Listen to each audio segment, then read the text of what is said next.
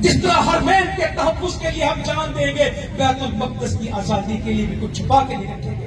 انشاءاللہ ہم سب کو کندھے سے کندھا ملانا ہے، اس آواز کو بلند کرنا ہے۔ جب بلایا جائے گا اکٹھے ہوں گے، ایک آواز بنیں گے، فلسطینیوں کو بتائیں گے تم تنہا نہیں ہو۔ اور انشاءاللہ آج امت مسلمہ میں سب سے مضبوط آواز پاکستان کی آواز ہے، اور پاکستان میں سب سے مضبوط آواز کس شہر کی ہے؟